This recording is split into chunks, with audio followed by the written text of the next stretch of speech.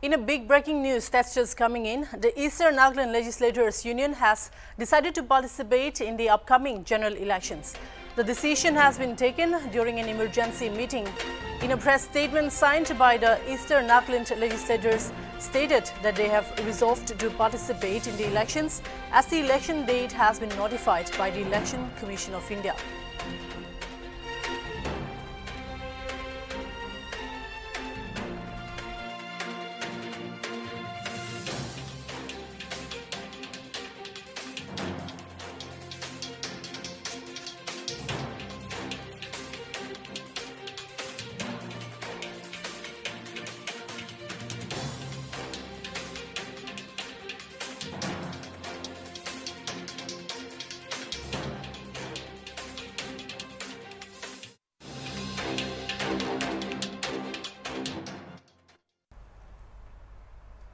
Talk a little more on this. I'm being joined by our colleague Al Nguli, live from the newsroom. Hi Al, thank you for joining me. Hi Naomi. Hi Naomi. So Al, with this new development that's just coming in, can we say that the move of the Eastern Nagaland Legislators Union was expected? Definitely Naomi. I think this is not something that should be taking us by surprise because definitely this is not the first time that we are this is not the first time that we are encountering a situation like this. And of course, it has been a habit for most organizations in Nagaland, whether you're a church organization, a students organization, or a community leadership, they have always used the tactic of emotional appeal to exact some kind of a fulfillment to their demands. And when the ENPO initially they announced that they wouldn't be participating in the Hornbill Festival and also later in the 2023 State Assembly elections, I think especially in the media here among the observers, the first thought was that this might be a passing phase. Later when the elections are announced, there's a high likelihood that they might participate because it is no matter the validity of the demands, no matter how important or significant they are to a community, the fact is that elections are a governmental process that will go ahead whether or not you participate. That is fact. It is a constitutional mandate. So even if nobody participated, I think it is borne upon the Election Commission of India to announce it.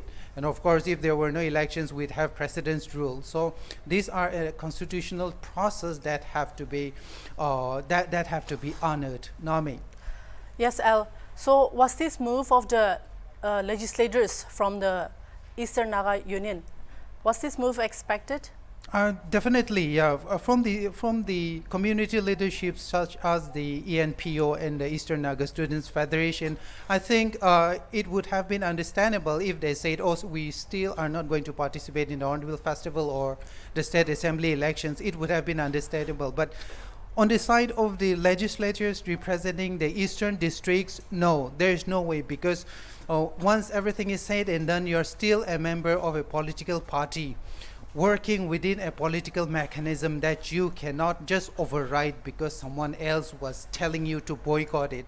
Like I said before, this is a constitutional process which has a mandate that has to be fulfilled by any cost.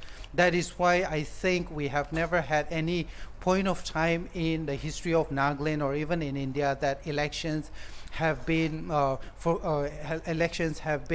cancelled.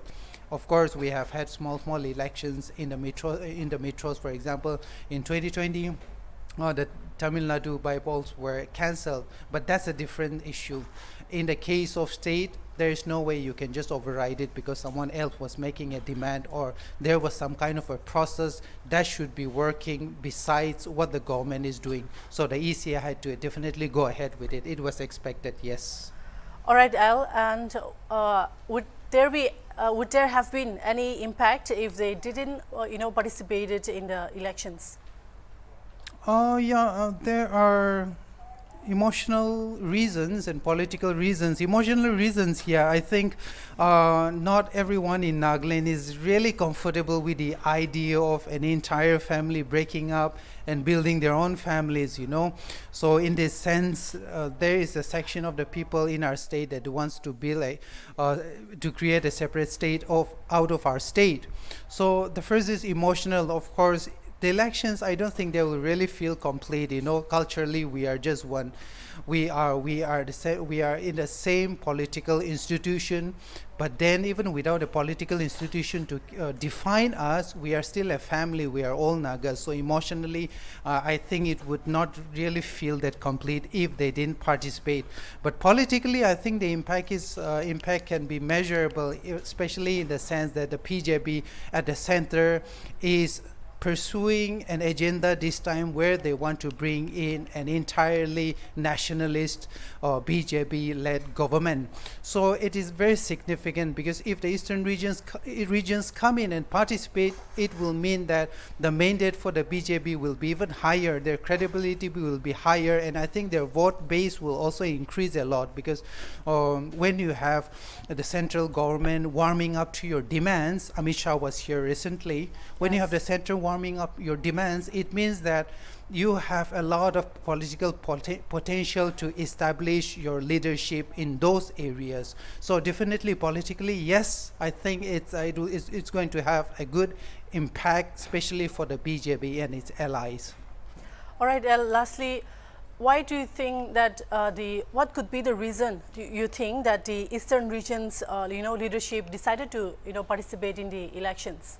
Yeah, good question, Nami. I'm glad you asked that question, because, after all the rhetoric that has been given out, they finally decided that they are also going to join the elections. It's very interesting. I think the main reason is that, of course, Amit Shah was here. The central government has been lobbying with the Eastern leadership for a long time in regard to this demand.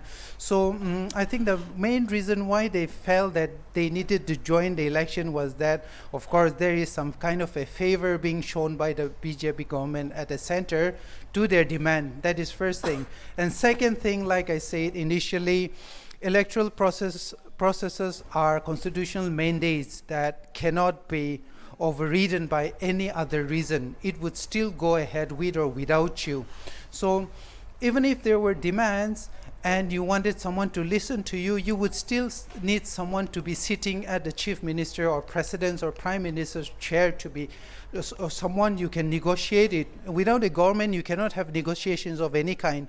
So definitely, I think they also understood that this political process must be honored, and without which we cannot have a negotiating, bargaining chip in here. You need to talk to someone, so elections have to go first. I believe that was the reason why they decided to join NAMI.